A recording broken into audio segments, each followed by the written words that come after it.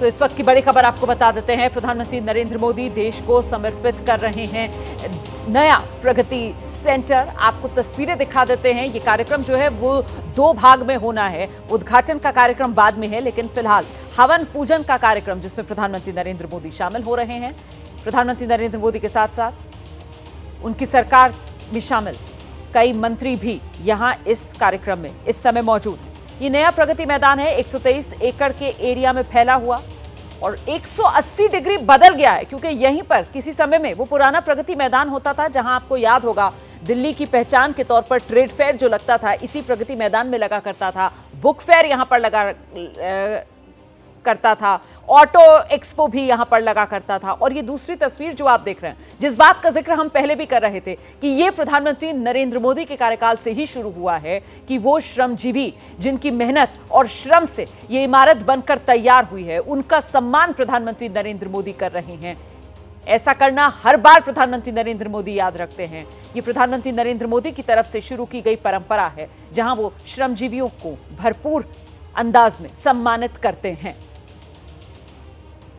नई संसद के उद्घाटन के मौके पर भी हमने देखा था इसी तरीके से जो श्रमजीवी थे, जिनके श्रमदान से ये इमारत तैयार हुई, उनका प्रधानमंत्री नरेंद्र मोदी ने सम्मान किया था। इसी तरीके से काशी विश्वनाथ कॉरिडोर जब बनकर तैयार हुआ तब भी प्रधानमंत्री नरेंद्र मोदी ने सम्मानित किया था श्रमजीवियों को। और आज एक बार फिर उनके बीच में वहीं उन्हीं के साथ बैठकर प्रधानमंत्री नरेंद्र मोदी उनसे संवाद करते हुए, तस्वीर खिंचवाते हुए।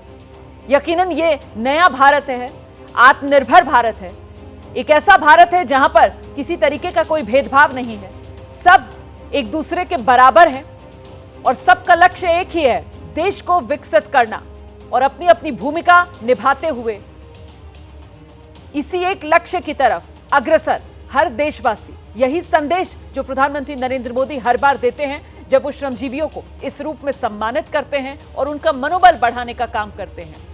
यहां भले ही कुछ चुनिंदा श्रमजीवी आपको नजर आ रहे हों जिनके साथ प्रधानमंत्री नरेंद्र मोदी ने संवाद किया, जिनको सम्मानित किया, लेकिन सोचिए जरा इसका असर कितना होता होगा देश भर में। जब ये तस्वीरें जाएंगी तो किस तरीके से देश के हर मजदूर में ये भावना जागती है कि वो भी देश की इस विकास यात्रा में कितना बड़ा और अहम सहयोगी है, कि जिसका सम्मान देश के प्रधानमंत्री खुद कर रहे हैं। इस बीच आपको सीधे लेकर चलेंगे, हमारे साथ हमारे सहयोगी नीरज पांडे लगातार बने हुए हैं। नीरज, जिस बात का जिक्र हम कर रहे थे कि मॉनसून सत्र चल रहा है, मणिपुर हिंसा पर चर्चा किस रूप में हो इसको लेकर बात पक्ष विपक्ष में बन नहीं पा रही।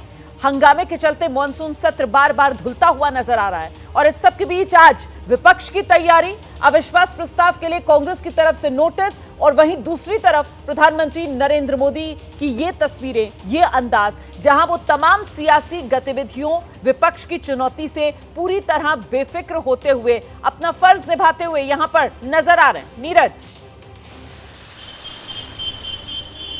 रोमाना, देखिए, प्रधानमंत्री नरेंद्र मोदी का अंदाज ही अलग है। कल अगर आप संसदीय दल की बैठक की कुछ बातें नोट की हो तो आप एक बहुत महत्वपूर्ण बात उसमें रही है कि जिसमें प्रधानमंत्री ने अपने सांसदों को कहा है कि विपक्ष का काम ही है विरोध करना, विपक्ष अपना काम करता रहेगा, लेकिन आपका काम है देश के लिए उत्तरदायी रहना। आप अपने पार्टी और अपनी सरकार ने जो आपको काम सौंपे हैं जनता के लिए, उन काम में बढ़ चढ़ कर हिस्सा लीजिए और उन काम को करते रहिए। विपक्ष क्या कह रहा है, विपक्ष आरोप क्या लगा रहा है, विपक्ष किस तरह की बातें उठा रहा है, उस पर ध्यान देने की जरूरत नहीं है। आप अपना काम, अपने कर्तव्यों का पालन करते रहिए। प्रधानमंत्री नरेंद्र मोदी का कल संसदीय दल में अपने सांसदों को दिया गया मंत्र है। तो इसी से आप समझ सकते हैं कि प्रधानमंत्री नरेंद्र मोदी हों या सरकार के लोग हों, उनको विपक्ष क्या कर रहा है उस पर बहुत ज़्यादा उससे मतलब नहीं है। ये अलग बात है कि सियासत है और राजनीति में हर व्यक्ति अपने तरीके से राजनीति करता है और विपक्ष भी उससे अछूता नहीं है।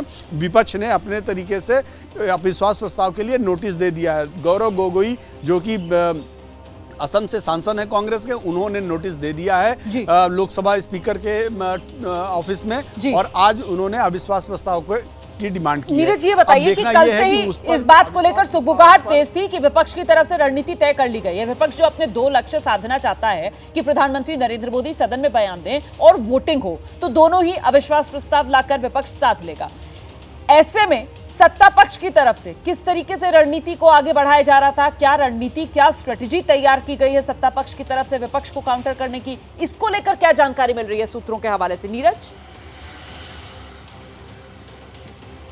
रोमाना, अभी 2 मिनट पहले ही अर्जुन राम मेघवाल और प्रहलाद जोशी जो ये संसदीय कार्य मंत्री हैं, तो उनका बयान बहुत महत्वपूर्ण हो जाता है। उन्होंने 2 मिनट पहले ही संसद घुसते समय एक बयान दिया है कि नो कॉन्फिडेंस मोशन लाना उनका अधिकार है और वो लेकर आए, लेकिन हमें उस पर कोई दिक्कत नहीं है, हम उसका जवाब देंगे।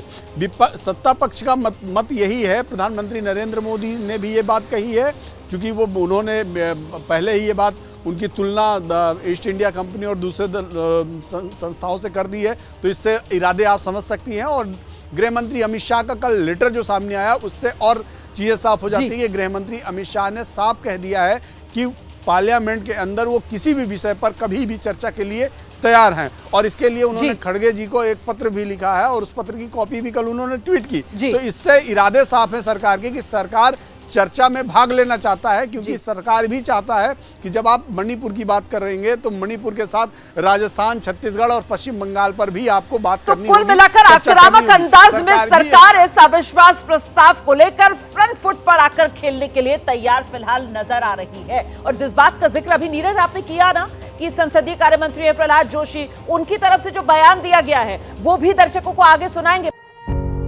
पत्रकारिता कोई इमोशन नहीं है, ना अपना कोई ज्ञान देना है और ना कोई विचार थोपना है। पत्रकारिता क्या है?